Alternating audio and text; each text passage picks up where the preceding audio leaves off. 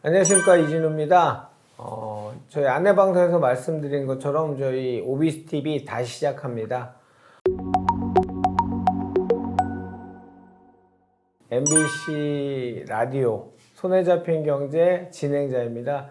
이진우 기자 오늘 모셨습니다. 네, 안녕하십니까? 안녕하세요. 예, 저도 이진우입니다. 저도 이진우입니다. 야, 저 예전에 곽창석 대표님 예, 하실 때는 저도 맞아요. 종종 봤는데 가시고 나니. 네, 편안히 잘 계실 거라고 믿습니다. 맞습니다. 고맙습니다. 예, 네, 그래서 다시 시작하시는다고 해서 언제 한번 불러주세요.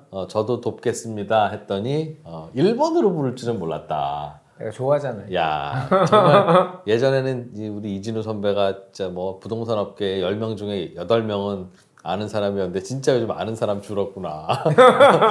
저도 언제 한번 불러주세요 했는데 그 1번으로 부른다는 건 그건 아니고 내가 야. 높게 평가하는 부동산뿐만 네. 아니고 미시거시 경제 전문가로 인정을 하기 때문에 부른 거죠. 네, 약간 변명처럼 느껴집니다. 아, 그렇습니까? 부동산 시장 전망을 뭐 단기, 중기, 장기 뭐 이렇게 하지 말고 우리 단연간, 십수년간의 전문가들을 보면서 시장을 쭉 봐왔고 본인이 또 판단하시는 게 있을 테니까 부동산 시장 전망에 대해서 좀 얘기를 부탁할게요. 와, 이게 또 어려운 질문인데 그러니까 부동산 시장을 뭘로 전망하냐, 그렇지. 뭘 보면 몇 년 후에 집값을 예측하기 쉽냐, 예측할 수 있냐, 이제 그 질문이라서 되게 어렵고 무거운 어렵지. 주제인데요. 신의 영역이야. 그렇기는 한데 다른 변수가 없다면 그냥 수급입니다. 그렇지. 이게 그냥 수요와 공급인데요. 그런데 수요와 공급인데 수요는 공급의 영향을 받고 공급은 또 수요의 영향을 받으니까 이게 참 애매한 겁니다. 그러니까 그 집안 분위기는 어디에 좌우해? 그러면 그냥 엄마 아빠 사이의 관계가 좋으면 집안 분위기 좋은 거고 아니면 나쁜 건데 아빠 기분이 엄마 기분에 좌우되고 엄마 기분은 아빠 기분에 좌우되기도 하잖아요. 그렇지. 그거랑 똑같다니까요. 그러니까 수요와 공급이 결정한다는 아주 뻔한 얘기지만 이게 공급은 수요의 영향을 받고 또 반드시 또 수요도 공급의 영향을 받습니다. 그래서 제가 이제 지난 정부의 부동산 정책에 대해서 잘한 것도 일부 있지만 야 저거 저러면 안 되는데 싶은 게 뭐냐면 집값이 가파르게 오르니까 수요를 잡아야 되니까 이거는 그 어떤 정부가 나서도 수요는 잡아야 됩니다. 그러니까 토지거래 허가구역으로 만든다든가 뭐 취득세를 다주택자는 높인다든가 오케이 뭐 그럴 수 있어요. 단기적으로는 수요를 잡아야 하니까. 그런데 문제는 서울의 재건축 재개발의 진행을 결국은 막을 수밖에 없는 정책을 같이 쓴다든가 뭐 양도세 세율을 다주택자는 높여서 그러면 매물을 안 나오게 만든다든가 그러면 수요자들도 수요가 위축될 것 같다가 저러면 공급이 안 되겠네 라는 생각이 드니까 다시 수요가 불길처럼 이제 올라서는 이제 그런 게 있어요. 그래서 아주 그냥 다른 변수만 없다면 수요와 공급이 결정하는 건데 아주 원칙적으로 보면 공급은 이른바 선수들이 하잖아요. 그렇지. 건설회사가 하고 시행사가 하고 이른바 선수들이 하니까 수요가 있을 것 같으면 공급을 더 하고 그래서 수요가 강할 때는 내버려두면 공급도 같이 늘어나서 또 가격을 잡고 또 수요가 없을 것 같으면 공급이 저절로 공급을 안 하다 보니 세월이 흐르면 집이 별로 없네? 라고 되면 다시 이제 가격이 오르고 내버려두면 수요와 공급이 그냥 집에서 아빠가 엄마가 그냥 투작투작 하면서 그냥 어떻게 살아가듯이 그렇게 살아가기 마련입니다. 그런 얘기 많이 했었거든. 뭐냐면 분양가가 너무 높다 낮다 이런 얘기를 자꾸 뉴스에서 이제 주간 단위 월간 단위 이렇게 평가를 하니까 그때 항상 방송에서 그 곽창석 선배 있을 때 한 얘기가 그랬거든. 뭐냐면 그냥 내버려 두면 A사, B사, C사 분양가 다 틀리면 소비자의 선택하면 선택 못 받는 회사는 도태될 거고 또는 낮출 거고 그렇게 그냥 놔두면 되는데 계속 역행하는 정책이나 제도들이 나왔단 말이지. 그 대표적인 게 분양가 상한제인데 분양가 상한제인데 맞아. 그 분양가 하한제 이런 건 없잖아요. 그렇지. 6억에 분양하겠습니다 그러는데 10억에 분양하시오 이제 이런 케이스는 없잖아요. 그러니까 대체로는 분양가를 손대는 건 6억에 분양할 수 있고 6억이면 완판될 것 같은데 3억에 분양하라 뭐 이런 거니까 로또 아파트 만드는 거고 그 가장 큰 이유는 로또 아파트를 만들면 뭐 경쟁률이 100대 1, 1000대 1 되긴 될 텐데 그런 걸 하나씩 만들어 두면 자 보셨죠? 여러분들 무주택을 계속 유지하시고 집을 안 사고 버티면 이런 로또 가져가시는 거예요. 자 이제 내년에도 집 사지 마시고 후년에도 집 사지 마세요. 이제 라는 일종의 이제 수요 억제책을 쓰는 거죠. 그러니까 뭐 좋은 정책도 아니고 자주 쓰다 보면 먹히지도 않을 텐데. 그럼. 그러나 이제 초기에 수요를 잡아야 되는데 잡을 길이 없으면 가끔씩 이제 갖다가 자꾸 쓰는 건데 말씀하신 대로 길게 쓸 것도 아니고 자주 쓰면 좋을 것도 아니죠. 그래서 내버려두면 이제 수요와 공급이 저는 뭐 부동산 가격을 결정한다고 보는데 또 누구나 할 수 있는 얘기지만 이제 가끔씩은 정책이 영향을 많이 주기도 하고 그리고 정책 중에 하나가 이건 정책이라고 보기도 애매하고 현상이라고 보기도 애매한데 금리입니다. 금리. 아 중요하지 지금. 근데 금리는 사실은 원칙적으로는 부동산 시장에서 이렇게 별 영향을 안 주는 게 맞아요. 이게 되게 오해를 일으킬 수 있는데 중요하게 설명해야 되는데 금리 자체는 영향을 많이 줍니다. 당연히. 금리가 자산 가격에 왜 영향을 안 주겠어요? 그 모든 자산 가격에 금리는 영향을 주는데 왜 제가 근데 원래 원칙적으로는 금리가 부동산 가격에는 큰 영향은 안 주는 겁니다라고 말씀드린 이유는 이 금리라는 녀석은 마치 날씨가 추우면 우리가 옷을 두껍게 입고 날씨가 더우면 우리가 옷을 벗어서 체온을 대충 유지하면서 살듯이 이 금리라는 놈은 경기가 나쁘면 지가 알아서 금리가 떨어지고 경기가 좋으면 지가 알아서 금리가 올라가고 하면서 금리 자체가 무슨 자산 가격의 변수가 되지는 않는 게 정상이에요. 그렇죠. 정상이에요. 그런데 가끔씩은 이제 이 금리라고 하는 걸 내버려 두면 이제 해결은 되지만 내버려 두면 시간이 너무 많이 걸리니까 경기가 나쁠 때는 금리가 떨어지면 되는데 금리를 일부러 떨어뜨리고 빨리 또 경기가 좋으면 금리가 서서히 이제 올라가게 되는데 금리를 뭐 다시 이제 올린다든가 금리를 일부러 올린다든가 하면서 중앙은행이 개입을 자꾸 하는 시대로 바뀌었기 때문에 그게 현재 상황과 맞지 않으면 대표적으로 요즘 같은 때죠. 야 이게 경기는 별로 안 좋은 것 같긴 한데 물가가 비싸졌고 물가 비싸진 게 무슨 원인은 잘 모르겠지만 일단 물가는 올라가면 무조건 잡아야 돼. 그러니까 금리를 가파르게 올리기도 하고 코로나라고 해서 뭐 특별하게 큰일이 벌어지는 건 아닌데 큰일 벌어질 줄 알고 전 세계가 다 제로금리 만들고 그랬잖아요. 그런 식으로 금리 자체를 인위적으로 움직이는 툴을 이제 우리 인류가 갖고 있다 보니까 금리가 적정 수준보다 높거나 적정 수준보다 낮게 형성되는 경우들이 종종 생겨요. 그렇지. 그게 이제 최근에 자주 벌어지는 일입니다. 그래서 최근 1, 2년 사이에는 적정 금리보다는 좀 높은 금리가 계속 유지가 돼서 이게 이제 부동산 시장에 영향을 준 거죠.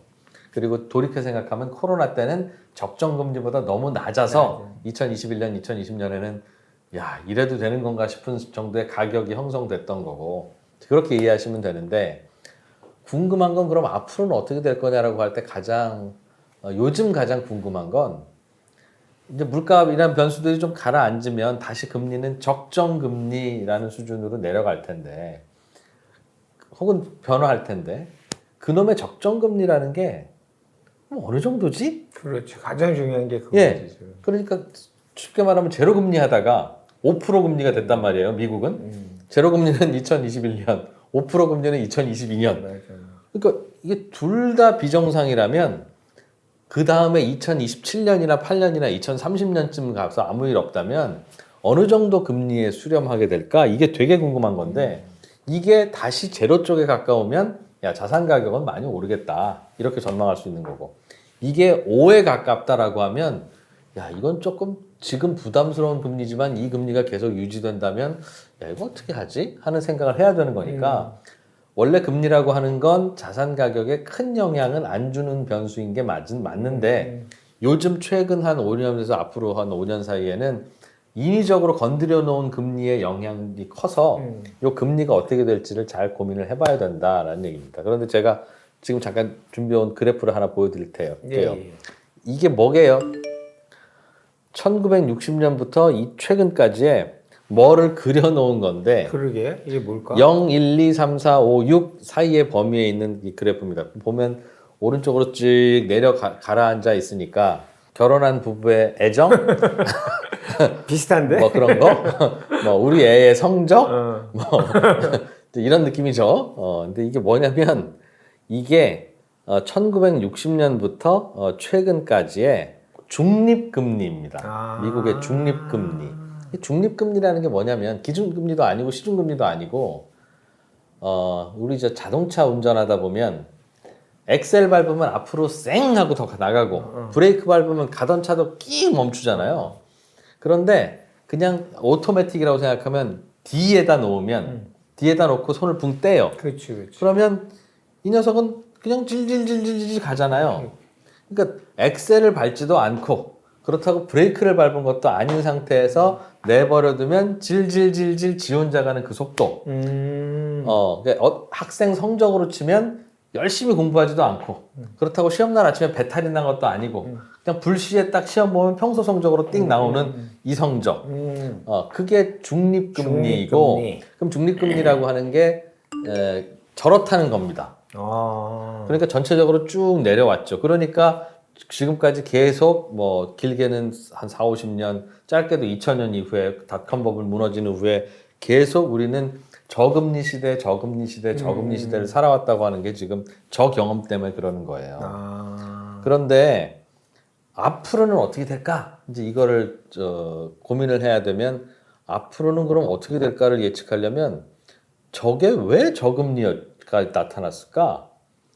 그 이유를 알면 그 이유라면 앞으로도 계속 저금리겠네 라고 생각할 수도 있고 그거라면 앞으로는 좀 달라지겠네 이렇게 판단할 수 있으니까 이게 왜 저금리였는지에 대해서 우리는 알아야 되는데 저금리인 이후에 가장 큰 유일한 어찌 보면 유일한 변수는 양극화입니다. 양극화. 예전에는 우리 저 휴대폰 뭐 썼어요 하면 펜텍, 모토로라. LG, 모토로라, 뭐 노키아, 삼성, 뭐 애플도 있고 뭐 그러다가 요즘엔 그냥 애플 아니면 삼성이잖아요. 그렇지. 그게 뭐예요? 각축전을 벌이다가 예전 같으면 뭐 어떤 나라는 펜텍 쓰고 어떤 나라는 뭐 뭘 쓰고 노키아를 쓰고 다 나눴을 텐데 이제는 전 세계가 시장이 하나로 뭉쳐지다 보니까 뭐가 좋은지 모르지만 좋은 놈이 하나가 다 먹어버리잖아요. 이제 분명히 갤럭시랑 애플 중에서도 결국은 한 놈만 살아남을 겁니다. 제발 갤럭시가 되기를 기대하지만 불안하긴 한데 마찬가지죠. 우리 옛날에는 그 학원 선생님도 전국에 뭐 웬만한 조용한 단과 학원들에는 다 유명한 일타 강사들이 있었고 다 그 형들 그냥 뭐 그 동네에서는 떵떵거리면서 살 만큼은 벌었잖아요. 예를 들면 연봉 몇 억 뭐 이런 정도로. 그런데 요즘은 아주 일부 강사들은 연봉 몇백억이고 그렇다 그래야 돼. 나머지는 그냥 다 죽어요. 왜? 전국 어디에서나 그 몇백억인 일타 강사 강의를 메가스터디나 혹은 뭘 통해서 볼 수 있으니까 완전히 부익부 빈익빈 양극화가 되는 건데 이 양극화는 나쁜 거냐 하면 이제 나쁘다고도 다들 이야기도 하고 뭐 그런 이데올로기가 많지만 나쁜 게 아닙니다. 양극화는. 양극화가 된 바람에 너나 나 다들 뭐 이상한 휴대폰 이제 안 쓰잖아요. 모토로라, 펜텍, 죄송합니다. LG전자 이거 안 쓰잖아요. 이제 양극화된 덕분에 좋은 것만 골라 쓰잖아요. 양극화된 덕분에 전국의 일타 강사 강의를 섬마을에서도 들을 수 있잖아요. 그 결과로 양극화된 거지만 그럼 양극화 없앨까요?라고 하면 다시 다 읍내 가서 그냥저냥 가르치는 저렇게 못 가르칠까? 그래도 우리 읍내는 저 선생님이 최고야 하는 정도의 강의를 들어야 되니 이제 양극화가 아닌 세상은 어찌 보면 우리한테는 불편한 세상인 거라고요. 그렇지. 우리 밖에 나가서 좀 이따 점심 먹을 건데 점심 먹으러 가도 맛집 갈 거 아니에요. 그게 무슨 말이에요? 그러면 가게 4개가 나란히 있는데 한 집만 장사 잘 되잖아요. 그게 부익부 빈익빈이고 양극화인데 그 양극화를 해결하려면 야, 저 집 자꾸 가지 말고 맛없어도 이 집도 가고 이 집도 가고 이 집도 가야 되는데 뭐 월요일 날은 맛있는 집 가고 화수목은 억지로 가고 우리가 그래야 되는데 그게 좋은 삶이겠어요? 그러니 양극화라고 하는 건 당연한 건데 양극화가 결국은 저금리를 불러오는 겁니다. 제가 그 회전을 좀 한번 설명해 드릴게요. 양극화가 되면 무슨 일이 생기냐면 버는 놈만 벌어요. 그렇지. 버는 놈 주머니에는 항상 여유 자금이 생기고 못 버는 놈 주머니에는 돈이 없어요. 그런데 버는 놈 입장에서 보면 이 여유 자금을 어디다 투자하지 하면 투자할 데가 없어요. 왜? 내가 1등인데 뭘 더 투자를 합니까? 플레이어가 10명쯤 있으면 10명이 다 투자를 해야죠. 서로 돈 끌어다가 야 나도 9등인데 8등 해볼래? 8등인데 4등 해볼래? 4등이 다시 5등 됐네. 그러니까 다들 투자를 하는데 이제 1등만 남으면 투자라는 게 거의 필요 없습니다. 그 전에는 투자를 많이 했겠지만 애플은 그래서 돈이 너무 많이 남아도니까 자사주 소각하고 맨날 이러잖아요. 그래서 양극화가 벌어지고 나면 시중에 여유 자금 가진 놈들이 많아지는데 이 여유 자금은 사실은 투자될 데가 별로 없어요. 예전에 야 펜텍이랑 모토로라 있어 우리가 한번 해보자라고 해서 LG전자가 뛰어들었잖아요. 근데 지금 야 애플 하나만 남았는데 우리가 뛰어들어서 이겨볼까가 되겠습니까? 안 되지. 안 되죠. 그러니까 사실 투자할 만한 곳이 점점 없어지는 거예요. 그러다 보면 여유 자금이 많아지고 이 여유 자금이 많은 거 어디 투자할 데는 없으니까 어디라도 금리 조금이라도 주겠다는 데는 거기로 투자하게 되고 그래서 양극화로 인해서 여유 자금이 시중에 늘어나기 시작하면 그 여유 자금들은 굴릴 데가 없으니까 세상이 저금리가 됩니다. 그렇죠. 그리고 양극화가 되고 나면 무슨 일이 벌어지냐면 애플만 돈 버니까 애플이 아닌 휴대폰 회사들은 다 망해서 지금 우리 뭐 먹고 살지가 되잖아요. 그러니까 금리를 낮춰서 이 사람들이 먹고 살 수 있게 다양한 산업을 일으키기 위해서 또 정부가 인위적으로 금리를 또 낮춰요. 그러다 보니 결국은 양극화로 인해서 저금리가 계속되는 거고 금리가 낮으면 우리는 대출을 받으러 은행에 더 쉽게 갈 수 있죠. 금리가 낮으니까 그러다 보면 대출을 많이 받고 대출을 많이 받으면 그 돈은 통화량을 늘리는 효과가 있고 통화량이 늘어나면 이 돈으로 또 사람들은 힘을 얻고 다시 소비를 하죠. 자, 돈 벌었으니까 휴대폰 사러 가자 하는데 또 뭐 사겠어요? 애플 아이폰 사러 가지. 그러니까 저금리로 낮춰서 혹은 정부가 세금 걷어서 돈을 시중에 뿌려봐야 시간의 문제지 돌고 돌다 보면 결국은 애플 주머니로만 쌓인다고요. 그렇네. 우리가 자유롭게 소비를 하는 한. 그리고 나면 애플은 야, 이 돈 어떡하지? 투자할 데도 없는데 또 저금리. 그러니까 계속 이렇게 돌아왔던 게 즉 양극화라고 하는 것이 만들어 놓은 저금리입니다. 그러면 여러분 앞으로는 그럼 저금리일까요? 중금리일까요? 고금리일까요? 뭐라고 물으면 앞으로는 양극화일까요? 아닐까요? 라는 질문과 같잖아요. 그렇다고 봐야겠네. 그렇죠? 그럼 앞으로는 양극화가 없어지고 다시 펜텍 큐리텔, 다시 모토로라, 다시 LG전자 시대로 올까요? 아니면 삼성과 애플도 붙어서 둘 중에 하나만 살아남는 시대가 올까요? 라고 하면 후자일 가능성이 높다고요. 그렇죠. 그러면 앞으로는 양극화가 더 벌어지면 더 벌어졌지 더 줄지는 않을 거다라고 생각하면 더 또 계속 저금리겠네라고 생각하는 게 일반적인 전망일 수밖에는 없어요. 그래서 저는 개인적으로는 제로금리까지는 몰라도 길게 보면 다시 저금리 시대로 갈 수밖에 없겠구나.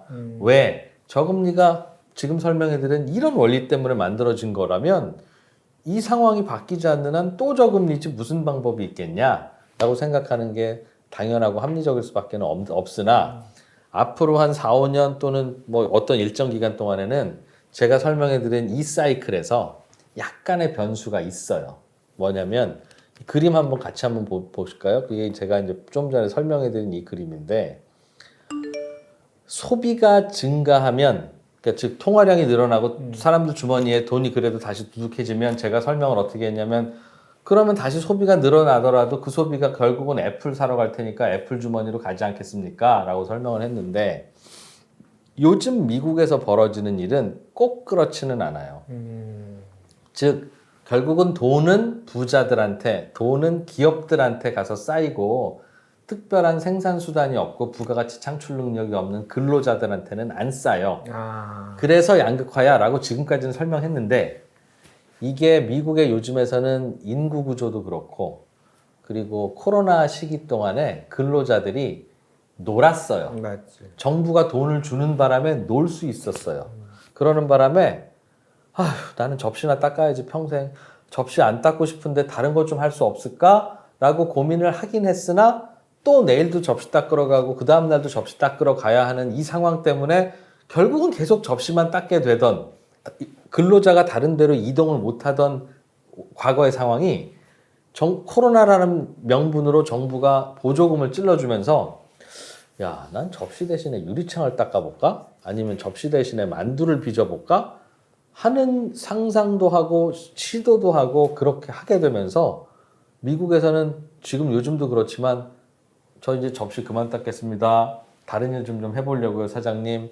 하고 자꾸 다른 쪽으로 떠나가는 근로자들이 많아지기 시작했어요. 이런 일이 벌어진 게 산업혁명 이후에 처음 있는 일입니다. 그렇지 않겠어요? 누구나 야, 넌 뭐 하는 애냐? 접시 닦는 애예요. 너 평생 접시만 닦을 거야? 아니요. 저의 인생을 바꾸고 싶어요. 그런데 어떻게 바꿔? 내일도 접시 닦으러 가야 되는데 피곤한데 자야 되는데. 그래서 뭔가 계기가 없었다가 코로나라고 하는 게 이게 결과적으로는 블루칼라 근로자들, 육체 노동자들의 일종의 자아 성찰과 자기 개발의 기회가 돼버렸어요. 그러는 과정에서 자꾸 직업을 바꾸기 시작하는데 직업을 바꾸면 초기에는 누구나 서툴잖아요. 난 접시 닦다가 도서관 사서 할 거야 라고 하면 그래 너 한번 해봐는 하지만 되게 서투니까 그 도서관은 옛날에는 사서 2명이면 돌아가던 도서관이 다 초보자들만 접시 닦던 놈들만 오네. 그러니까 3명, 4명을 채용해야 되는 상황이 오는 거예요. 근데 어떠겠어요? 사서 하던 놈은 저 도서관 사서 지겨워서 안 되겠어요. 저는 빵이나 구우러 갈래요. 가버리니까. 누구나 인생은 지겹기 마련이잖아요. 그런데 지겨워도 그냥 어쩔 수 없이 대부분 살던 인생이었는데 이 코로나가 묘한 계기가 돼서 마치 화투판에서는 길이라고 하죠. 잘 안 섞여 있으면 이렇게 섞잖아요. 그치. 이걸 한번 한 거라고요. 그러다 보니 다시 이제 일자리가 분배가 되니까 다들 마음은 두근두근 괜히 설레이는데 다들 서툴어. 그러니까 3명이 돌던 음식점도 4명, 5명 돌려야 되고 이런 상황 때문에 그러나 안 돌릴 수는 없으니까 임금이 올라가기 시작했습니다. 미국 근로자들의 임금이 올라가고 이것 때문에 서비스 요금 올라가고 물가가 안 잡혀 하는 게 그래서 그런 거거든요. 그래서 최근 요 1, 2년 사이에는 과거에 있었던 일은 아닌 즉 야, 그 돈 있어봐야 결국은 다 부자들이나 대기업으로 가지 근로자들은 항상 가난해.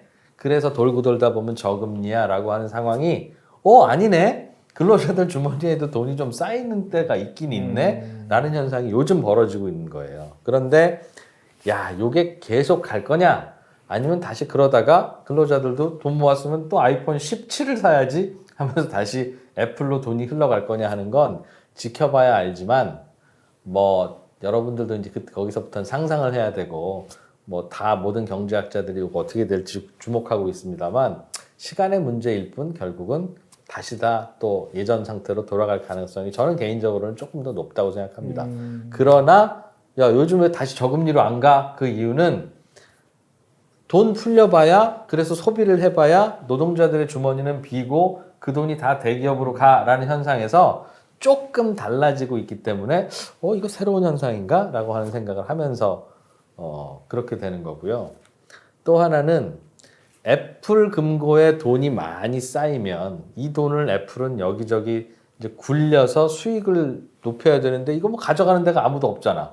어디 누가 애플에 덤벼. 아무도 투자 안 하려고 하니까 1%짜리 국채나 사야 되나? 이제 이런 생각을 하고 있었는데 코로나 이후에 이제 고령화도 되고 모든 다양한 일들이 겹치고 중국과 미국은 사이가 안 좋아지고 하면서 중국 정부도 그렇고 미국 정부도 그렇고 한국 정부도 그렇고 정부가 할 일이 많아졌어요. 중국이랑 싸우려고 하니까 뭐 해야 될 일도 많고 또 그러다 보면 힘들어하는 국민들도 많아지고 그럼 또 돈 정부가 쏟아서 해야 되고 안 그래도 막 고령하고 이러니까 정부가 시중에서 야, 돈 좀 빌려줘. 돈 좀. 우리 돈 쓸 데가 많아. 라고 하면서 정부가 국채를 발행해서 시중에 돈을 가져가는 이런 일들이 코로나 이전보다 훨씬 많아졌어요. 코로나 이전에는 야, 애플이 돈 많이 다 벌었는데 이 돈 어디다 쓰지 하면 투자할 데가 없네. 결국 저금리네. 이렇게 갔던 상황에서 애플이 돈을 갖고 있는데 자꾸 돈 달라고 하는 정부가 많아지니까 금리가 자꾸 올라가는 거죠. 그래서 요즘은 금리가 잘 안 떨어지는 거고 앞으로도 정부가 할 일은 많을 텐데 저거 금리 떨어지겠어? 하는 그런 생각을 하면서 앞으로도 계속 고금리일 거야 라고 전망하는 분들도 있습니다.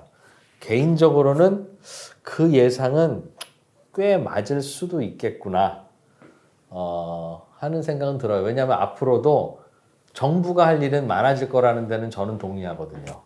그런데 저의 두 번째 가정은 정부가 하는 일이 많아져서 정부가 돈을 꾸러 다니면 시중의 금리가 올라갈 텐데 시중 금리가 올라가면 돈 꾸러 다니는 정부도 부담이에요.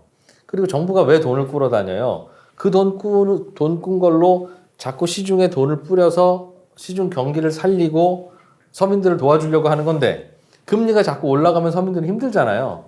그러니 이렇게 올라가는 금리는 또 결국은 중앙은행이 나서서 양적 완화를 하든 금리를 낮추든 해서 결국은 또 인위적으로도 낮출 것이다. 즉 정부가 필요한 돈이 있으면 결국 그거는 중앙은행이 돈 찍어서 주는 상황이 올 것이다. 시중에서 정부가 필요한 돈을 이렇게 갖고 오면서 금리를 올리는 그런 일은 아마 지속되기 어렵지 않겠냐 하는 생각을 개인적으로 하는 겁니다. 그래서 결론적으로는 시간의 문제일 뿐 길게 보면 지금보다 훨씬 낮은 금리, 제로 금리까지 다시 갈지는 모르겠습니다만 뭐 중기적으로 좀 이제 멀리 보면 일시적인 상황일 것 같다라는 생각은 해요.